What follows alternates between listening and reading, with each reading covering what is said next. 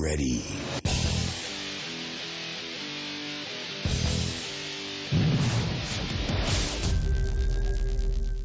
Welcome to another episode of Buff in the Rough. Today we're going to talk to Derek Bowen about his experiences hunting in and winning the 2024 Eliminator East with a dog named Spot. Help me welcome Derek Bowen to the program.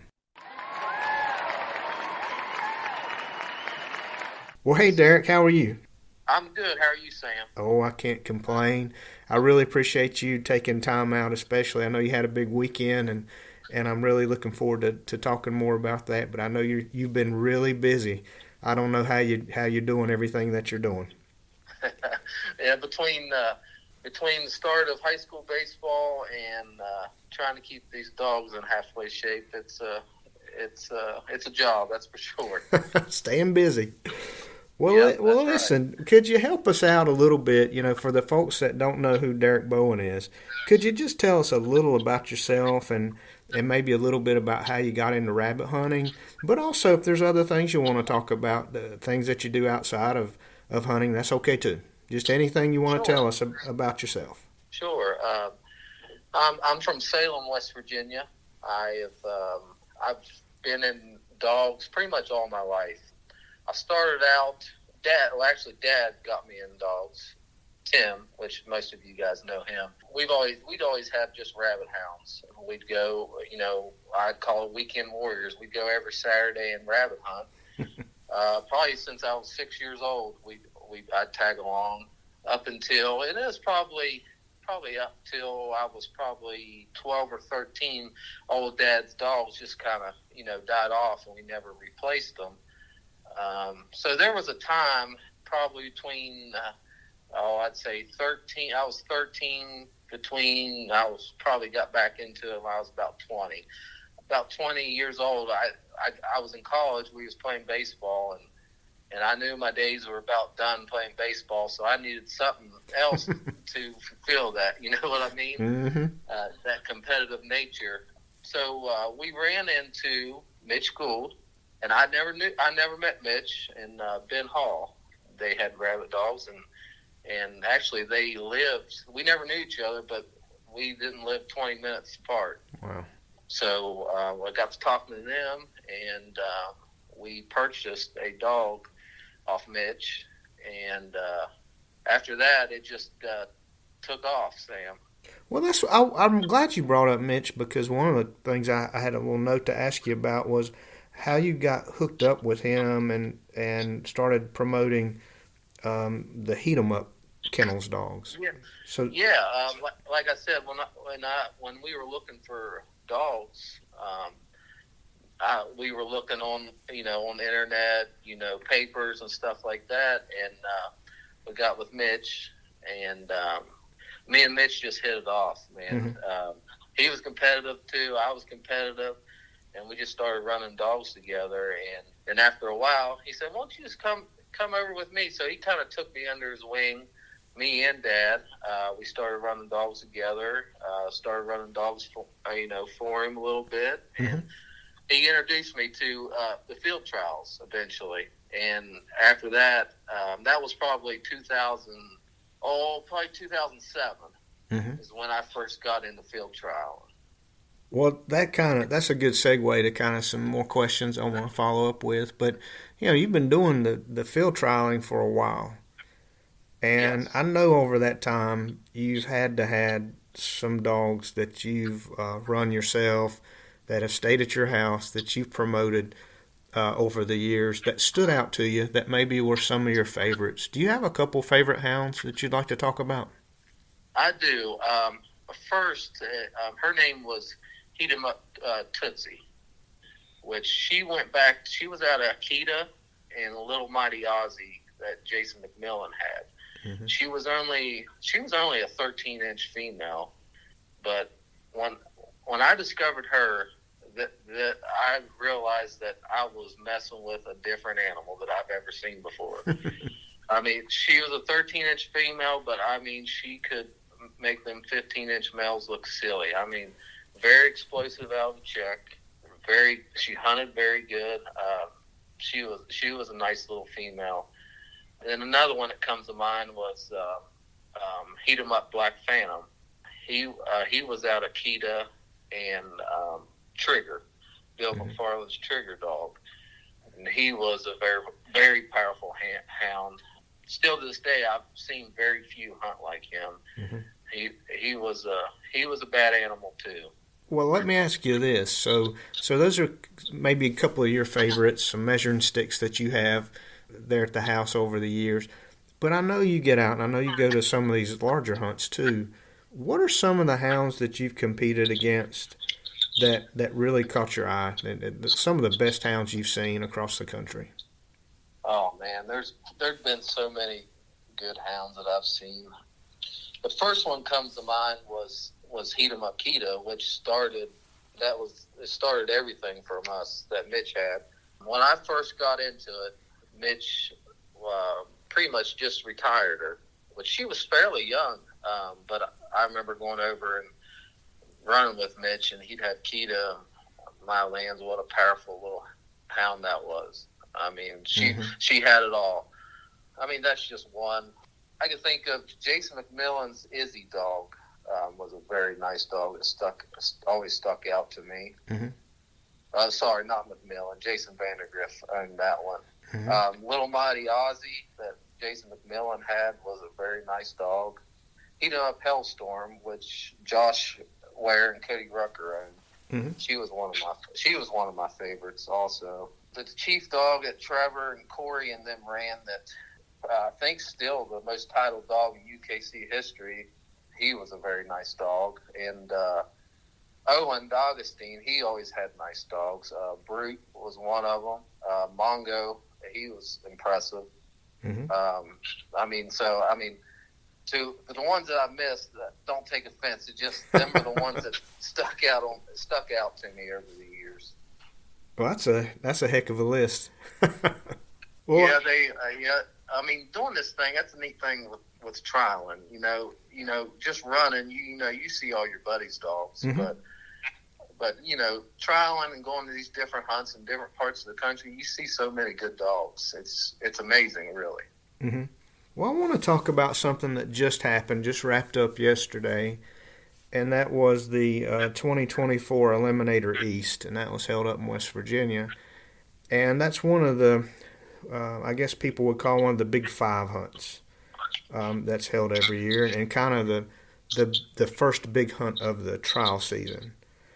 And for those that may not be familiar with it, it's an elimination style event where you start out. In this case, I think there were about 118 dogs that were entered, and I always think it's a loser leave town match. If you lose, you go home, and you just start eliminating hounds till you get to that final cast. Then there's one dog left, and this happens over 2 days, and I think it's maybe 4 rounds. This year, I believe 9 states were represented. There was something that's kind of neat. I didn't have anything really to put in it, but there was I think it's a really neat thing to do. They had like a junior hunt on the Friday for folks coming in a little early. They had 30 young hounds go out and compete against each other, which I think is kind of a neat idea. There was over $9,000 worth of prizes given out, which I thought was crazy high. And that included some guns and just different prizes and hunting and fishing trips awarded.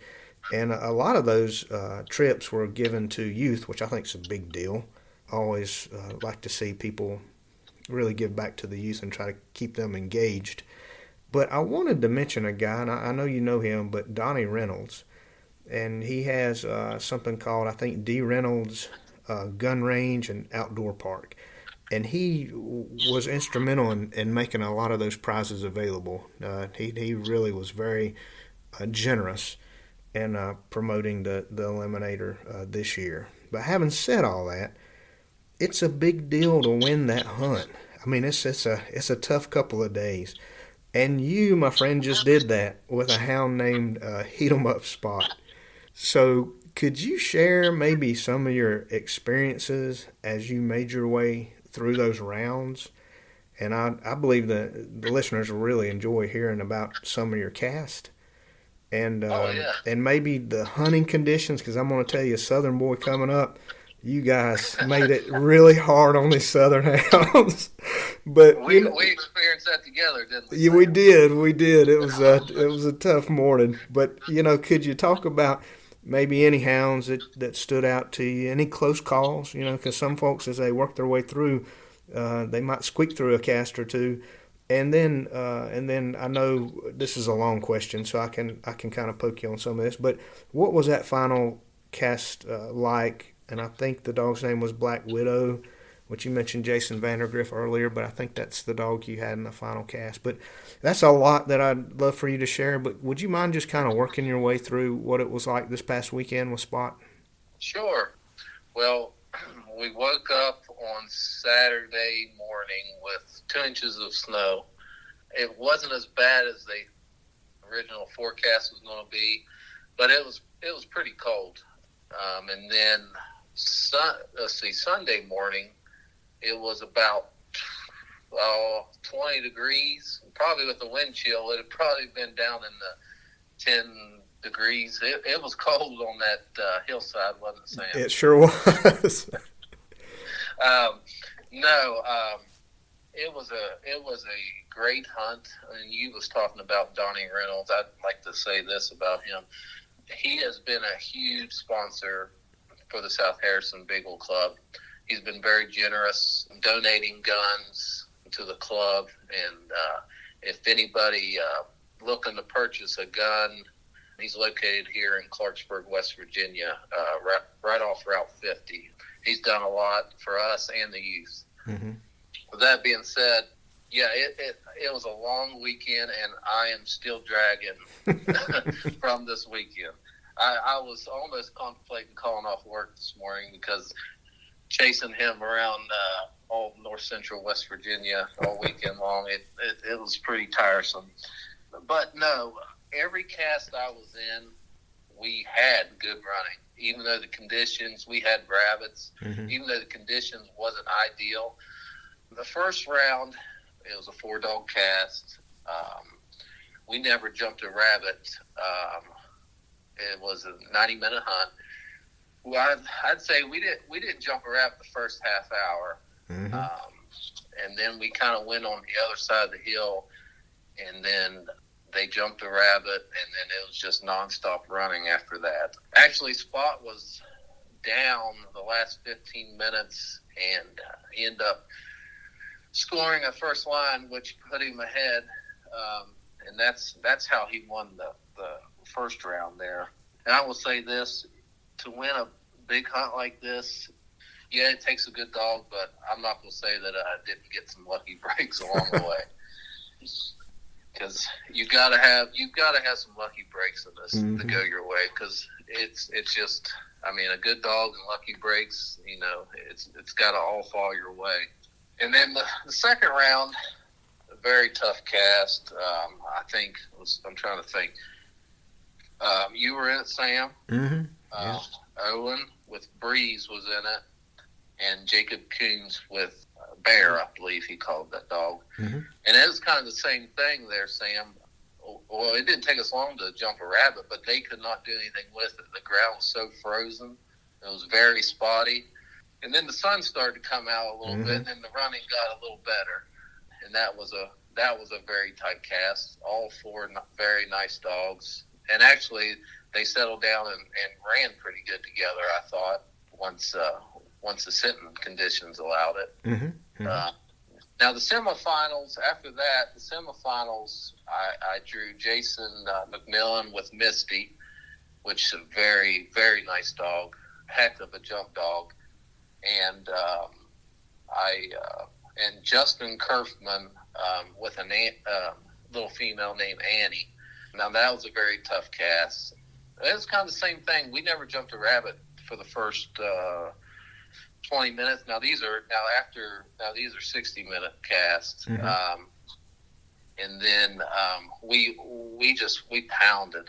We pounded in there. Actually, I was losing that cast with probably 10 minutes to go. Misty jumped a rabbit. Spot got second strike, and Annie got third strike, and they ran this rabbit, and we for probably 7-8 minutes, and finally made a circle to come back with strikes or plus, and Jason McMillan called a line there, and I think I was losing by 15 points, and I knew he needed to do something to make up this ground, and Jason called a line, and Spot got first line, Misty got second, and Andy got third, which put me ahead. And I'm not kidding you, Sam. When they crossed that line, I looked at my hunt time, and there was 24 seconds left in the hunt. Oh God! Yeah. You're like the Kansas City Chiefs, man. Just I know. I'm telling you, that's what I was telling my dad. I said he waits till the last second.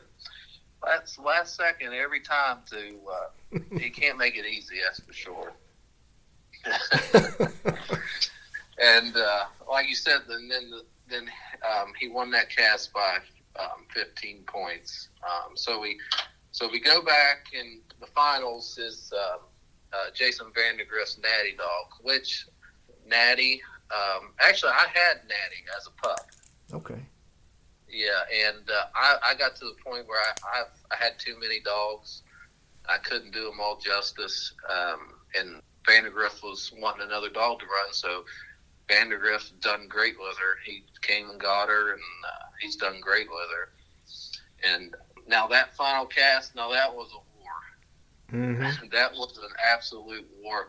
I don't know if you saw where Braden Neely did the breakdown of the cast, but that was a war. I don't think I've ever seen two dogs brace like them two did. I mean, it was honestly impressive. Which me and Jason stood back, and the non-hunting judges did most of the scoring. But right off the bat, Natty jumped the rabbit. Of course, Spot got second. They called a line, and I'm pretty sure it went. Spot got the first line. Natty got second. The second line, Natty got first line. Spot got second. Then the third line, Spot got him by himself and picked up a check in the meantime there. So it was back and forth, and then we got the dogs, and we moved up the hill a little bit, and Spot went in there about 120 yards and jumped a rabbit, and Natty got second, and then they blistered this thing, Sam, for I think it was the rest of the hunt time. Mm-hmm. So it was nonstop running, that whole time. But then Natty got a line by herself, and which I could hear that she was just honing in there. and then we had one more line called, and Spot got first line, Natty got second, and then they each picked up a check.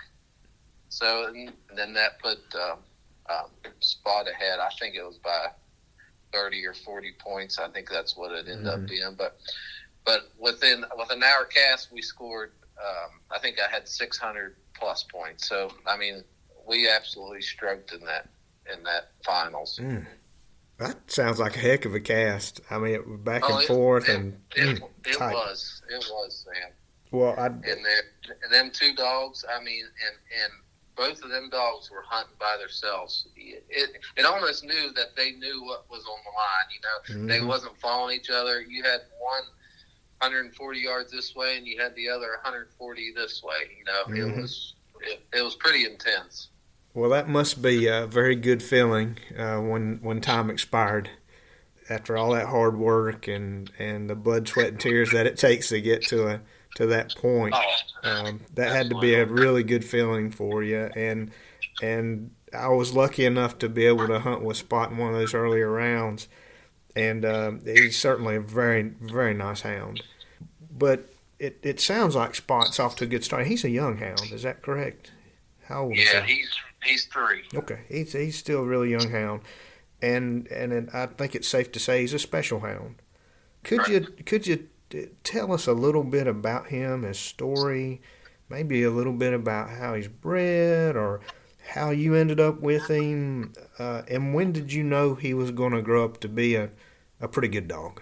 Yeah, he is out of Big Meadows Black Eagle, and he is out of Heat 'em Up Princess, which Bill McFarland had Princess for several years, and then we were fortunate enough to get her back. Mitch still has her. Spot was, after Phantom passed away, I was wanting another male, and so Mitch said, "We'll come over and pick a male out of this litter." And so I did, and Aubrey, Mitch's daughter, she named Spot when he was one day old. He had that white spot there on his back. And Mitch's daughter, that's how he got the name Spot. So it kind of stuck. No, he was a very easy dog to get started. I'll never forget when we got him back from the starting pen. I took him out in the wild with a older dog I have, Allie, and I'll never forget this, Sam. They were running the rabbit, and a rabbit. Well, me and we were sitting there watching this field, and Spot was, he was barking and he was tracking, so I was pretty pleased with him. Well, this rabbit decided to go in this brush pile right before this open field, about 100-yard hay field. And they came down the hill, and they kind of made a loss right there. Mm-hmm. Well, Spot stuck his nose right in that thicket, and out shoots that rabbit. And that rabbit's running across a 100-yard field. And I'll never forget. It's the first time I had him out in the wild. He saw that rabbit, and he ran it down and caught it out in the middle of that field. And I said, "Holy cow!" It was just a straight sight chase across that field. But he ended up running it down. No, then after that, it was straight solo program for him. Mm-hmm. I'm a big believer in that. After I know that they can pack and they can run their own rabbit. They go straight to solo. Mm-hmm. He is let me rephrase it. He's a very edgy dog. Okay. Mm-hmm. I love the way he hunts. He hunts on the run. He could be 100 yards this way, then a couple seconds later he'll be 200 yards completely opposite direction. He's not a dog for everyone. He runs a rabbit on the verge of reckless, but not over reckless. There's a fine line there. Mm-hmm. You know what I mean? Mm-hmm. He runs to catch the rabbit. It took a lot of solo time to get him toned in. Mm-hmm. And it takes quite a few solo time to get him ready for a big hunt. But I'm gonna tell you this: I learned a hard way with him. There for a while, I would just solo him up to a hunt. I found that he does better if I bang him with something, brace him with something. Two or three dogs, probably three or 4 days before that hunt. I don't know what it is, but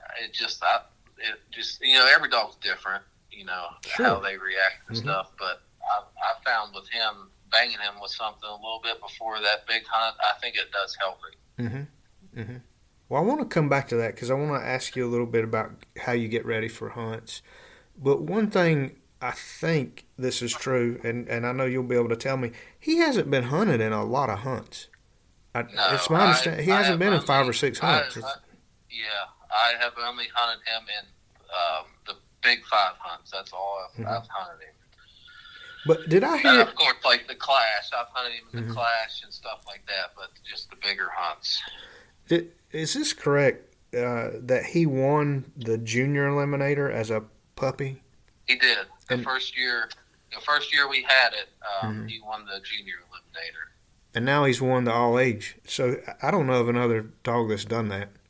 I think that's pretty impressive. Well, yeah, he was fortunate enough to win it that year. Actually, that same year there was three litter mates in the junior finals. Wow.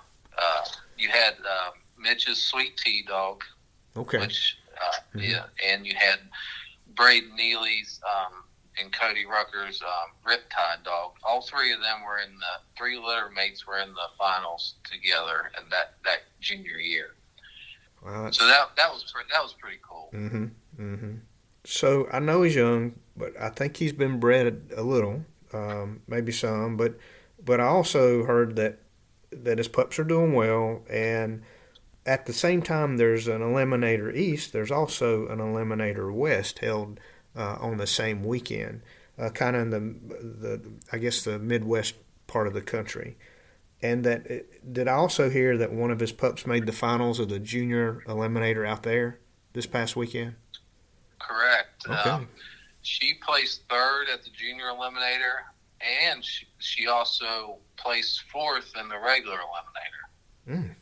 Yep, and I believe Jeremy Crapo owns that female. Mm-hmm. I believe actually they noticed she was coming in heat right before the Final Four, and so he had to, I believe, scratch her. I don't even think he got to hunt her, but she placed fourth in the regular eliminator as well. Mm-hmm. So Spot's getting it done in the field and in the breeding pen. It sounds like they are still young, mm-hmm. But I mean they're showing a lot of promise. Mm-hmm. That litter there, that's the oldest litter, and I think they're a year and a couple months old. That's the oldest litter, but a lot of the reports that I'm getting, it's kind of what we're looking for. Mm-hmm. Mm-hmm. Well, you mentioned soloing a dog, and in Spot's case, like you said, every dog's a little different, and so you maybe will brace him a little bit depending on how he's doing leading up to one of these hunts. But talk a little bit about how you get a hound ready for one of these hunts, especially these big hunts, and what does it take to win one of these multi-day format type hunts? That can be a very grueling schedule, especially depending on the time of year or hunting conditions. This past weekend was tough, hunting condition wise. But fast forward to some of these summer hunts, it can be equally as tough, just for different reasons. But talk us through how you get a hound ready for these things and what it takes to win one. I like to solo a lot before a big hunt. I think that helps get their mind right about running their own rabbit. Now, like I said, every dog's different, but the majority of the dogs I've had, I like to solo them pretty hard, 2 or 3 weeks up till the hunt. But you are right; it takes a lot out of the dog running. Four rounds in 2 days? Mm-hmm. Mm-hmm. I know he was tired when I pulled in to the house there last night. Heather, my wife, she carried him to the kennel. He didn't want to get out of the dog box. He was pretty comfortable in there, so he was tuckered out. But I went out to the kennel after work, and he was ready to go again today, though. Wow. Well, for folks that maybe have been in field trials before, but they've really only gone to local field trials or one-day type field trials, do you have any advice for people that are considering going to one of the big events? Yeah, I like the bigger events. There's a lot more people. You see a lot more people you don't usually see, especially at these club hunts. My advice is go out and have fun. We could take, just like any cast I was in this weekend, any one of them dogs could have won at any time, and we could go back the next day and a different dog would win. Mm-hmm. You are going to lose. I have lost more casts than I have won, and I promise you that. But we all want to win. We're all competitors, but so like I said in the beginning, you got to have a nice dog, but you've got to have a little bit of luck along the way. Mm-hmm. Everybody does, but go in. And I believe the format. The UKC is in a very, very healthy place right now, with a lot of the people that we have in it today, and a lot of the people that's leading the way. I believe it's in a really good place, and I would encourage anybody to try it. I mean, nowadays, I mean, you see kids everywhere hunting dogs, which I love to see because that's the future of our sport. Mm-hmm. And it just, I think it's on the uphill climb. Well, Derek, I want to ask you a couple other things. So you've been successful in these hunts. I think I'm correct when I say you prefer the UKC hunting beagle format, maybe over some of the other formats. And you've done this for a while. You've been very successful. What do you look for in a hound? What does it need, traits wise, to be successful in this particular format? Um, for one, hunts. That's the first thing I look for.